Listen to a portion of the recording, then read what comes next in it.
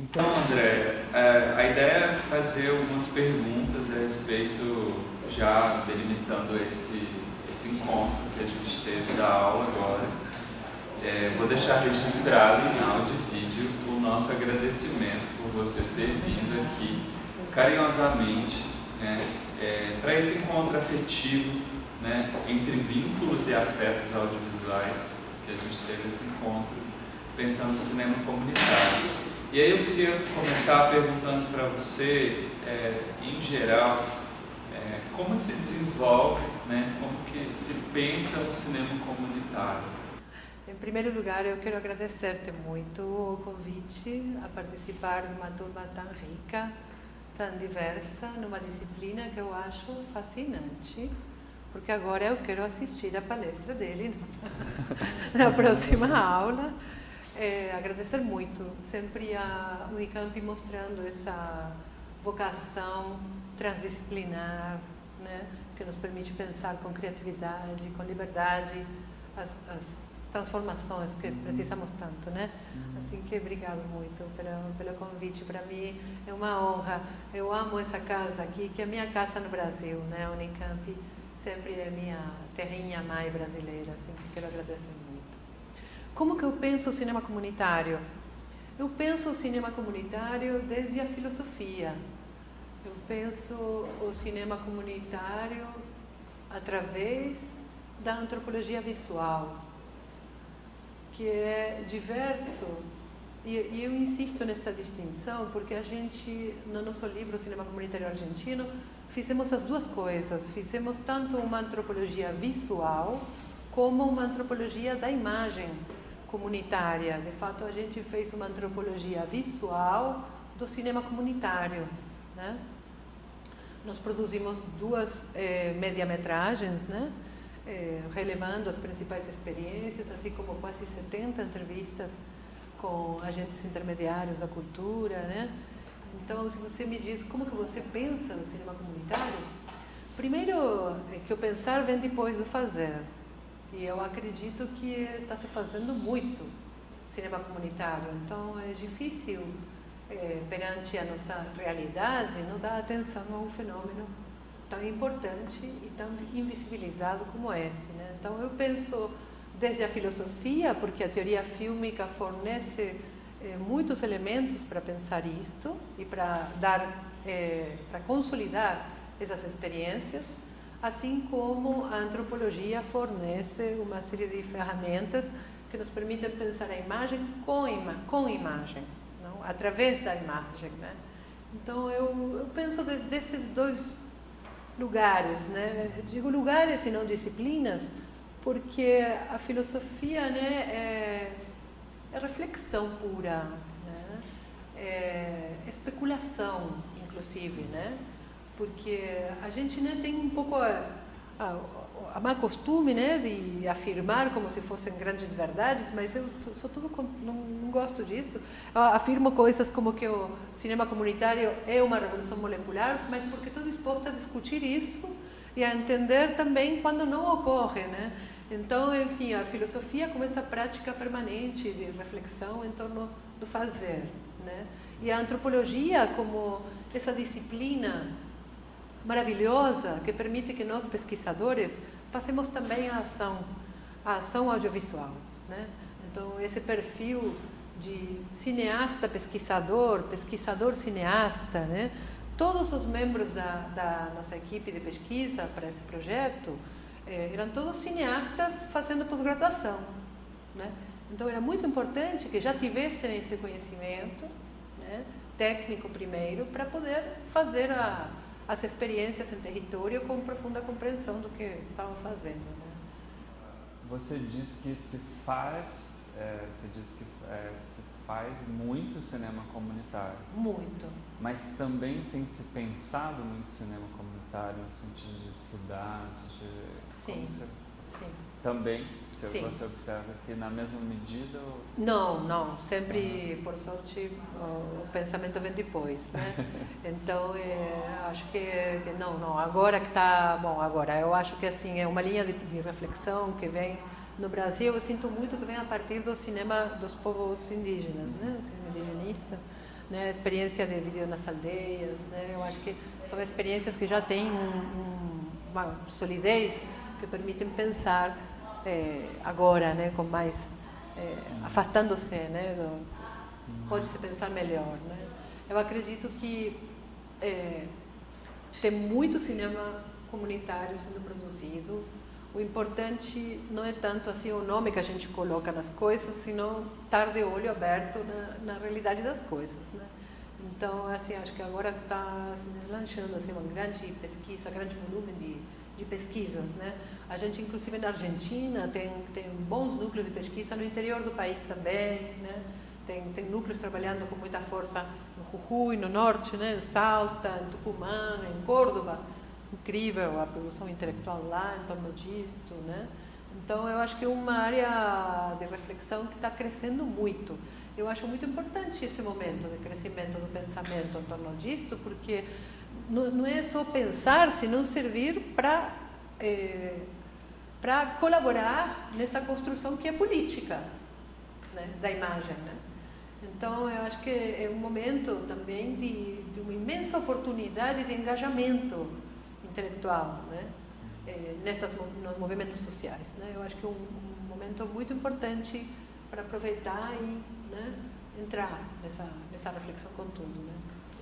Eu gostaria que você falasse um pouco mais dessa revolução molecular. Eu acho muito interessante. O Félix Guattari, né, tem desenvolvido muito esse conceito aqui no Brasil também, junto com a Sueli Rolnik, né? Dentro da teoria psicanalítica, né? Revolução Molecular, esse texto Revolução Molecular e Luta de Classes, né, que é um texto onde ele apresenta esse conceito pela primeira vez, e é muito curioso, né, esse texto, porque ele diz, olha, ele propõe decolonizar a psicanálise freudiana, né? Ele diz, a construção subjetiva do ponto de vista da teoria freudiana, que era um pequeno burguês europeu, branco, pai de família, etc., intelectual, né? A teoria edípica, por exemplo, dele, é uma teoria baseada nesses gêneros, né? Nos cisgêneros, no pequeno grupo familiar, né? A questão do Édipo, né? Sempre se imagina o pai, mãe, filho, filha, né? Sempre esse esquema familiar típico, né? E o Guattari é um homem lúcido dos anos 60 e 70, onde todas essas instituições estão se desmanchando, se refazendo à luz das novas forças do trabalho, né? Quando a mulher sai a trabalhar, né? Tudo isso se transforma, né? Então ele entende que temos que decolonizar a teoria psicanalítica. Ele diz, então, essa teoria assim como está, responde a essa realidade intelectual europeia. A gente precisa pensar uma nova psicanálise, um novo conceito de inconsciente, diz ele. Porque o inconsciente já não é mais feito pelo pai, a mãe, os membros da família e a vivência no interior da casa. Ele diz nesse texto, hoje, o inconsciente é completamente atravessado pela construção dos meios massivos de comunicação, né? Então ele diz, como que a gente então pode pensar o papel da imagem, né, nessa luta num inconsciente coletivo que está sendo construído por impérios da comunicação, que está atravessado, construído e utilizado como ferramenta de controle desses grandes meios de comunicação. Então, por isso que eu coloco no contexto da rivalização entre imagens, né? Acredito que você perguntou mais sobre o conceito da revolução molecular, né? Ele diz nesse texto que a revolução molecular é uma revolução que acontece na subjetividade. E isso não só pelo fato da gente tomar a palavra, de ter a oportunidade de se autoenunciar, de escolher o modo de me autorrepresentar, né? Quanto pelas implicâncias sociais e políticas que esse ato tem, né? Se desabrocha, por dizer assim, um processo que é subjetivo, mas a gente sabe perfeitamente que quando falamos em subjetividade, a gente não fala de indivíduo. São duas coisas completamente diferentes. A subjetividade sempre é social. Sempre é um construto social. Inclusive para Freud, né? O sujeito não era um indivíduo, era um sujeito atravessado por um pai e uma mãe, né? Como quem transa um desejo, né? Então, o Guattari, com esse conceito de revolução molecular, ele ajorna a teoria psicanalítica e procura uma revolução que já não é possível desde as estruturas macropolíticas, porque para ele a gente está numa fase avançadíssima do capitalismo. Ele fala do capitalismo mundial integrado, né? Ele tem um livro muito pirateado em todo o mundo que chama Capitalismo Mundial Integrado, né? Um livro, eu insisto, muito pirateado, porque você encontra edições anônimas, apócrifas, é um manual de luta anticapitalista, né, que ele escreve. E é importante, então, pensar essa revolução molecular como miolo de um potencial transformador que acontece na subjetividade, insisto, que nunca é individual.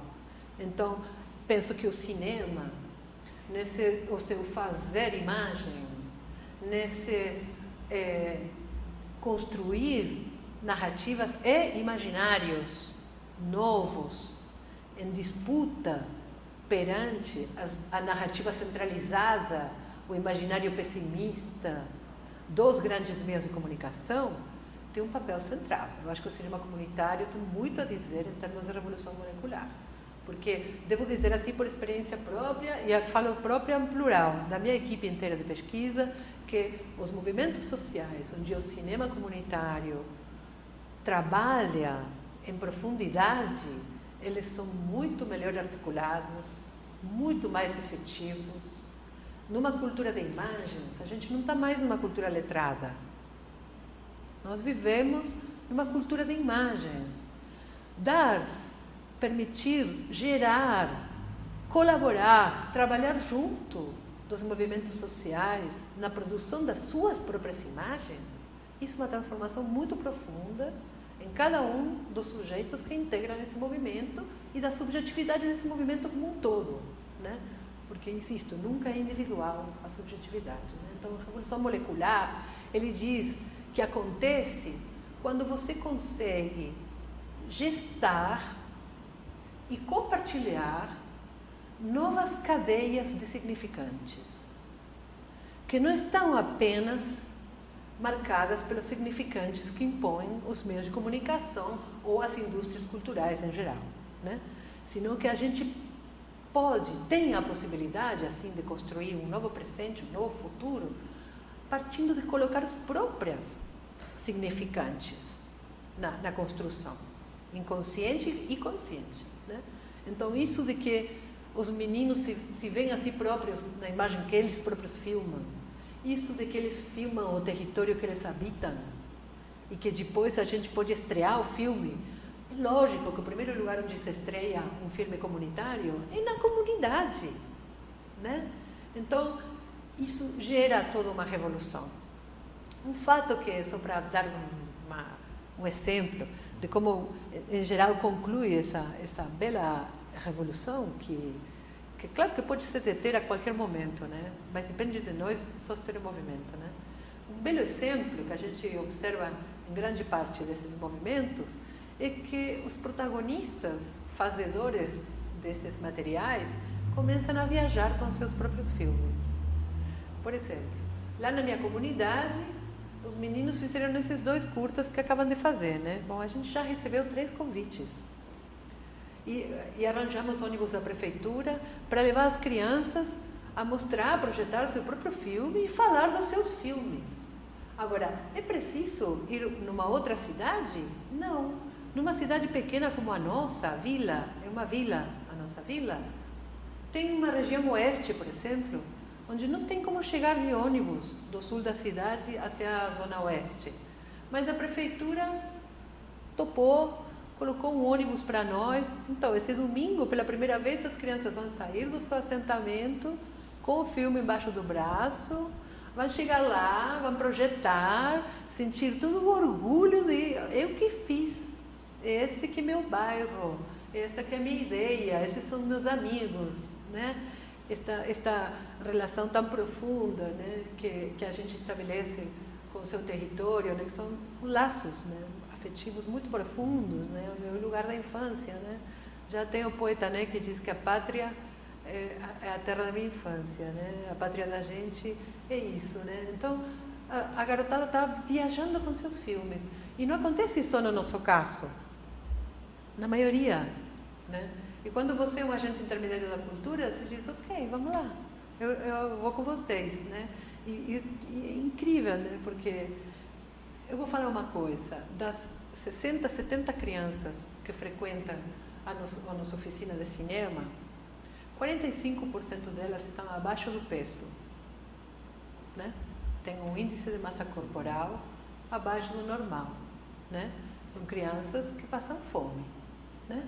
Mas que quando a gente vai fazer a enquete educativa, casa por casa, para localizar os lugares onde precisa mais assistência, onde precisa mais presença do Estado, porque nós, como entidade de bem público, né, que é o nosso centro intercultural, acionamos como intermediários, né, com o Estado, né?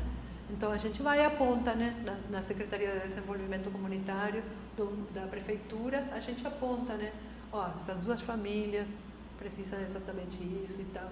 Então, mas quando eu fui fazer essa enquete, sai uma mãe de 25 anos com 6 filhos. Sai ela na porta de casa e aparece uma das crianças que me reconhece e me fala, professora, a gente está fazendo um desenho do Titanic. Eu falei, nossa, o Titanic, como filme. Eles falaram, sim, a gente está fazendo o Titanic nosso. Eu falei, olha, aí saíram 3 deles com os desenhos, né? Aí eu mostrei, né, que podiam colar um desenho no outro, fazer uma caixinha com 2 pedacinhos de pau de vassoura e fazer um micro cineminha em casa a partir dos desenhos. Então, pensa como que aciona essa revolução molecular em crianças que, graças a fazer audiovisual, recuperam a infância, recuperam o estatuto de crianças, né? Se jogam na imaginação, lançam um eu posso fazer, que no cotidiano muitas vezes nem a escola chega a abraçar eles perante as necessidades que eles têm, né? Então, a gente está numa realidade muito difícil. Então, se você me fala em revolução molecular, eu te coloco esse exemplo, né? De crianças que saem dessa situação fazendo a versão própria do Titanic, entendeu? Aí eu acho que tem uma revolução muito importante, entendeu? E não acontece se não estarmos juntos. É uma revolução, como você disse, subjetiva, do imaginário. Eu lembro muito do livro da Clarice Lispector, A Descoberta do Mundo, quando ela fala sobre isso, sobre o imaginário nosso, latino-americano, sobre a ideia da fome, da miséria, que também, por isso que eu até falei o texto da abertura, da questão desse massacre de um imaginário, que é uma questão, aí ela fala disso, da nossa desnutrição. Ela fala da desnutrição também da alma, da psique. Exato. Ela fala muito disso. Exato. Porque aí você traz a vivência, né, para essa criança de um outro, né, um alimento mesmo, né? Sim, também porque é muito importante. Nutrir o próprio imaginário. Eu queria partir também para uma questão que você falou, que é a questão do ambiente acadêmico, né? Também. Como é que você vê essa questão da vinculação acadêmica, as potencialidades desses territórios, né? Da gente pensar aqui na Unicamp, pensar outras universidades, a nossa vinculação, pensando essas imagens, os processos, técnicas, métodos de um cinema comunitário em favor disso.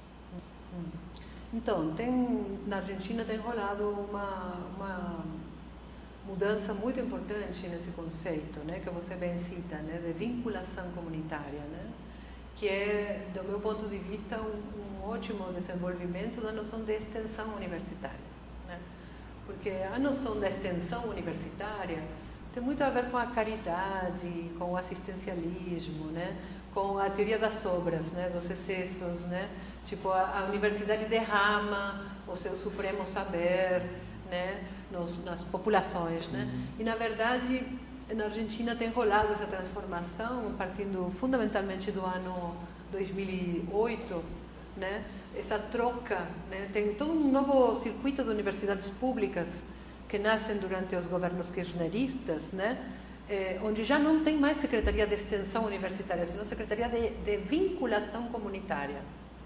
Isso que significa?